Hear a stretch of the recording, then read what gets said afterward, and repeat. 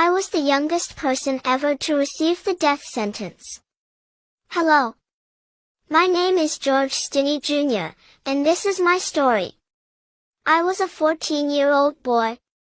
On March 24th, in 1944, me and my sister were playing in our yard, when two young white girls approached us and asked where they could find flowers.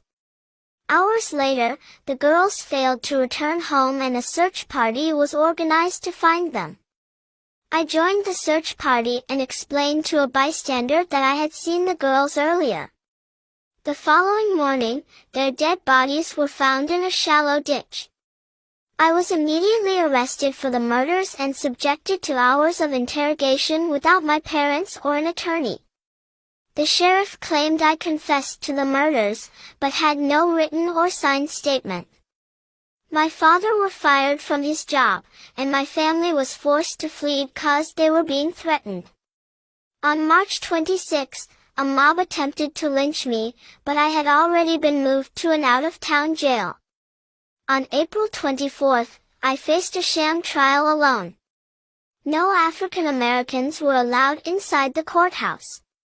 The prosecution presented the sheriff's testimony regarding my alleged confession as the only evidence of my guilt. An all-white jury deliberated for 10 minutes, before convicting me of murder. I was promptly sentenced to death. I was strapped into an adult-size electric chair. An assistant captain asked me if I had any last words, and I replied, "No, sir." 70 years later, my siblings claimed that my confession was coerced. On December 17, 2014, the judge called the death sentence a great and fundamental injustice. But it was way too late. Bye.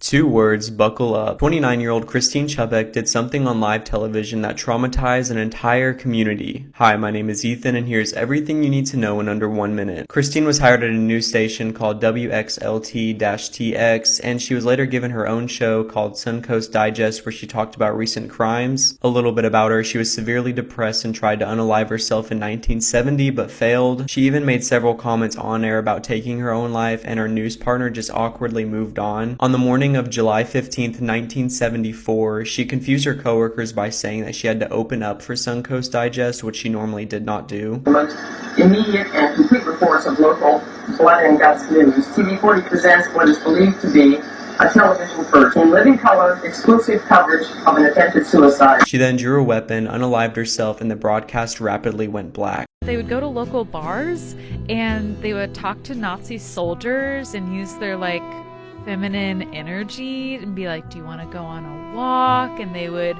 lure them out to the local woods with we could make out, and then they would execute them in the woods. It seems that it was highly effective. Yes. The girls became 3 parts of a 7-person team. Together, the trio set up drive-bys where they shot Nazi soldiers from their bicycles. So they'd be on their bicycle and shooting Nazi soldiers. And the way they looked is just so unsuspecting. Yeah, they're teenage girls. Yeah. Freddie was the first one to fatally shoot a Nazi soldier. And even in that moment, she recalls feeling, as she saw him fall, that she wanted to help him up. It'd be terrible. This kid was getting chased by a bully when he runs into his friend's house. My dad! What the fuck are you doing in my house, motherfucker? Huh? What the fuck do you think you're gonna do in my goddamn house? The bully was trying to rob him, but fortunately his friend's dad jumps into action and scares off the bully. Same thing I said, fucking go. Don't fucking come back to my goddamn house. The dad said he can come over any time, and it's safe to say he was very lucky to have made it there without being harmed. This is Elliot Rodger, a 22-year-old man from Isla Vista, California, who became so upset by his inability to lose his virginity that he decided to unleash a merciless retaliation upon society, which ended with him killing 6 innocent people and injuring another 14 in the process. Hi, Elliot Rodger here. Well, this is my last video. It all has to come to this. Tomorrow, is the day of retribution. The day in which I will have my revenge against humanity. Against all of you. I'm 22 years old, and I'm still a virgin. It's not fair. You girls have never been attracted to me. I don't know why you girls aren't attracted to me, but I will punish you all for it. You denied me a happy life. And in turn, I will deny all of you life. It's only fair. I hate all of you. I can't wait to give you exactly what you deserve. Utter annihilation. Elliot Rodger was born on July 24, 1991, in London, England. Nothing from his childhood seemed out of the ordinary. He was the son of Peter Rodger, a British filmmaker and photographer, and his mother was Lee Chin, a nurse who also worked in the film industry. In 1996, when Elliot was 5 years old, his father's career started taking off, and the family immigrated to the United States, settling in Los Angeles, the entertainment capital of the world. Elliot seemed to adjust well to life in the U.S. His teachers described him as a well-behaved kid who, although shy, seemed to fit in quite well. He even made a couple of friends along the way. It was, however, around Elliot's 7th birthday that things started to take a turn, marking the beginning of significant changes in his life. His parents decided to call it quits on their marriage, and only a few months later his dad was in a relationship with someone else. Things moved very quickly, and before Elliot could even compute what was happening, the lady had moved in, and shortly afterward became his new stepmother. Elliot and his stepmother didn't exactly see eye to eye. Their relationship was marked by frequent arguments, with Elliot vehemently resisting any attempts at discipline, insisting that she held no authority over him, as she wasn't his real mother. This turmoil only seemed to intensify once he entered his teenage years. Not only was he struggling with his self-confidence and maintaining friendships, but his dad and stepmom had also welcomed a new addition to the family. His struggles even extended beyond the confines of his family life. The vibrant social circle that had once surrounded Elliot began to shrink, and he didn't seem to fit in anywhere, further deepening his feelings of isolation. To make matters worse, he became the target of relentless torment, enduring the cruel taunts and bullying of his classmates. In one particularly distressing incident, he found himself at the mercy of his peers, subjected to the degrading act of having his head forcibly taped to his own desk in full view of his other classmates. While the hardships Elliot faced in the real world were undeniably challenging, his life viewed from an outsider's perspective seemed to unfold against a backdrop of privilege and opulence. Thanks to his dad's job working on high-profile sets in the film industry, Elliot was granted access to a world most children only dream of. He got to attend a private Katy Perry concert with his mom and sister, walked the red carpet for the Hunger Games premiere, went on several holidays abroad flying first class, and pretty much got whatever he wanted. Hey, Elliot Rodger here. Today I'm at Sarania Park. Just took a nice, long hike up in those hills. I would say this is one of the most significant places of my life. I grew up here. My parents used to always take me here when I was a kid. Back when my life was happy and fair. Back when I thought the world was fair. How naive I was. I was only an innocent child. And now, here I am. After living a horrible, unjust life. A wasted youth, deprived of any sort of fun or enjoyment or pleasure, all because females were never attracted to me. Right now I'm wearing my Hugo Boss shirt. It's one of my favorite button-down shirts. This is a shirt I wore to the premiere of the Hunger Games. I look fabulous. And yeah, I did walk on the red carpet on that premiere. It was quite an experience indeed. By the time Elliot turned 18, he became increasingly despondent with his inability to make friends and his struggle to find a girlfriend. Elliot had actually become obsessed with the idea of having a girlfriend, and his thoughts revolved around it on a daily basis. Realizing that he couldn't continue on this path of solitude, Elliot resolved to take matters into his own hands, determined to transform himself into someone more desirable to the opposite sex. He embarked on a quest for self-improvement, guided by the belief that by enhancing his desirability, he could finally find the connection he so desperately craved. He decided that he needed to learn how to drive, and he convinced his dad to buy him a BMW, a symbol of status and allure that he hoped would capture the attention of females.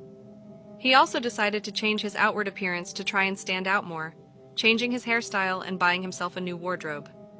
Despite Elliot's endeavors to transform his image, his classmates, however, noted that he never actually tried to speak to anyone or make any friends. Instead, he would sit in his car during lunch break, expecting the girls to come to him and engage him in conversation. Hey, Elliot Roger here. I'm sitting in my car, making another entry in my collection of vlogs.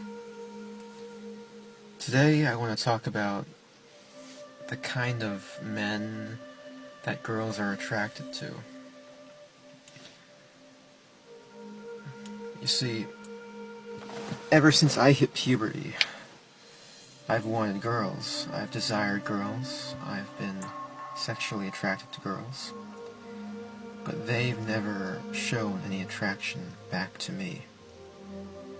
And during that time, I've tried to question why. Why aren't they attracted to me? Even though during the last 2 years I've tried really hard to appear as attractive as possible and to be as attractive as possible. And I've often made theories of the kind of guys that girls really are attracted to.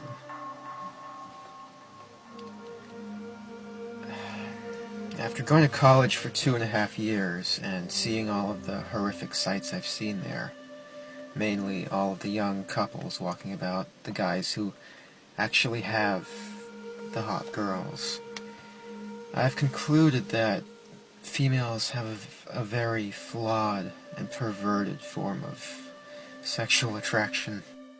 In 2011, when Elliot was 19 years old, he moved to Isla Vista to attend the Santa Barbara City College. With this geographical shift came the possibility of a fresh start, a chance to leave behind the struggles that plagued him.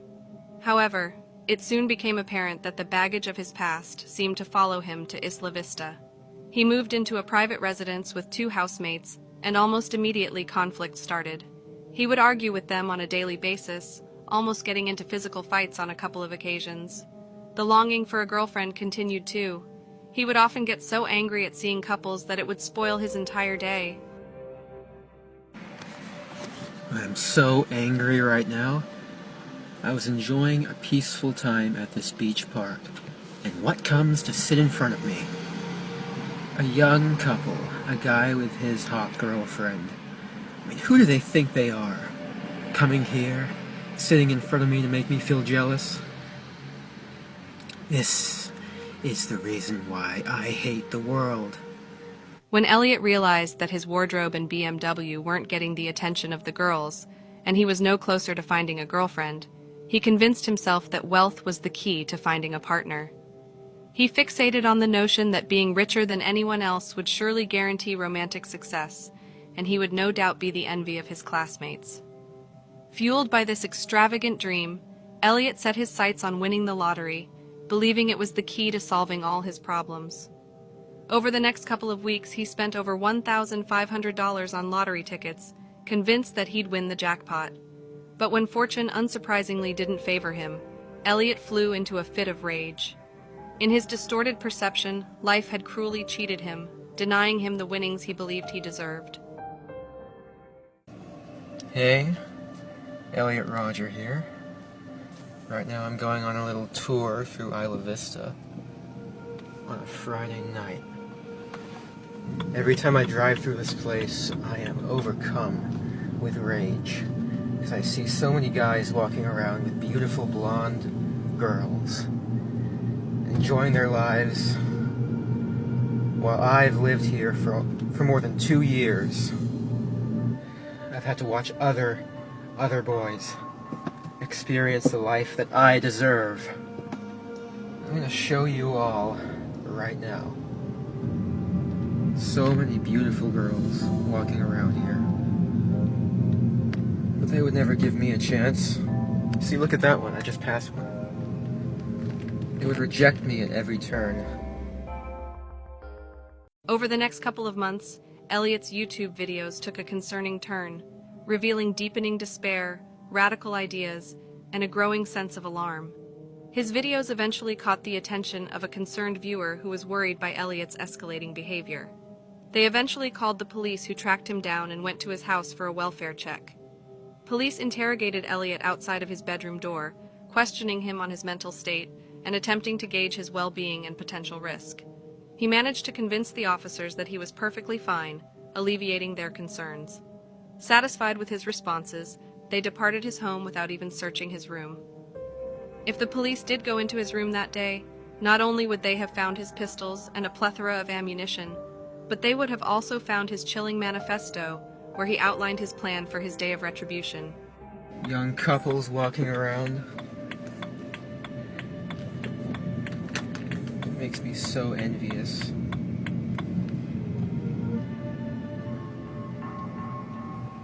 look, that's the house I got beat up at when I walked in on a party. That was about almost a year ago now. Back in August of 2013.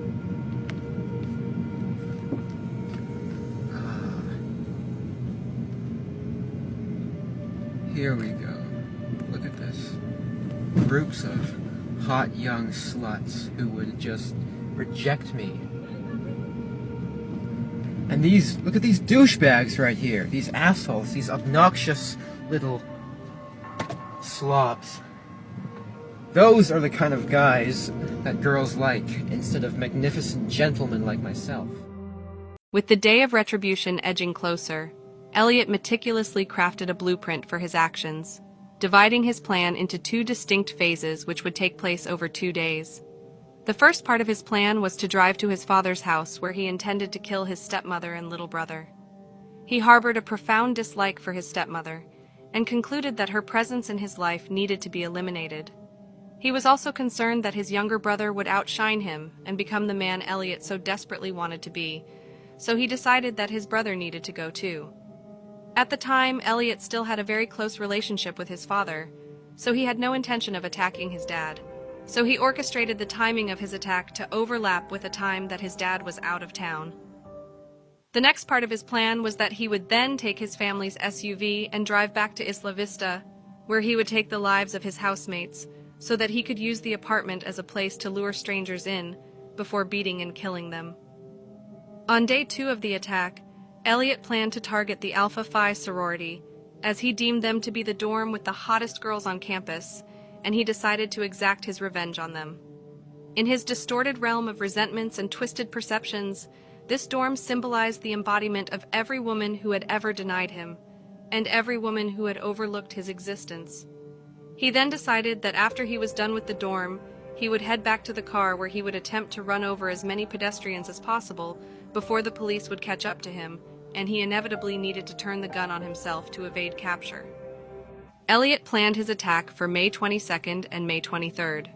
His father was due to be on a business trip, and Elliot started putting his plans in place. His father's business trip was, however, canceled at the last moment, and Elliot subsequently canceled the first part of his plan and decided that he would only act out on part 2. So on the day that he was due to kill his stepmother and little brother, Elliot recorded one final YouTube video. Hi, Elliot Rodger here. Well, this is my last video. It all has to come to this. Tomorrow is the day of retribution. The day in which I will have my revenge against humanity. Against all of you. On May 23, 2014, Elliot Rodger began his day of retribution. He started by killing his 2 housemates, George Chen and Chung Yuan Hong, as well as their friend Wei Han Wang, who was visiting at the time. The 3 men received 142 stab wounds between them. At just after 9 p.m., Elliot went to his local Starbucks, where he ordered a vanilla latte, then uploaded his final video to YouTube, and then sent his 137-page manifesto to 34 people, which included his parents, therapist, his former school teachers, and his childhood friends. His therapist immediately contacted his mother, who in turn called his dad and then the police, and they immediately jumped in their cars and raced to Isla Vista to try and stop Elliot. Unfortunately, by then, it was already too late. Elliot had started the next part of his plan. He drove to the Alpha Phi sorority and walked up to the front door and fiercely started knocking so that someone could open it. His plan was that as soon as someone opened the door, he would unleash fire and continue right through the sorority. His knocks, however, went unanswered, so Elliot went back to the street and shot 3 Tri Delta sorority women who passed him at that very moment. He then got back into his car and headed into town, where he approached a local deli. He stood outside and fired several rounds through the deli's window, killing a 20-year-old student in the process. He then got back into his car and drove off to another location, driving on the wrong side of the road and shooting at several pedestrians while hitting others with his car. At this point, police had caught up to him, and a gunfight ensued with 3 officers, with Elliot suffering a gunshot wound to his hip before speeding off.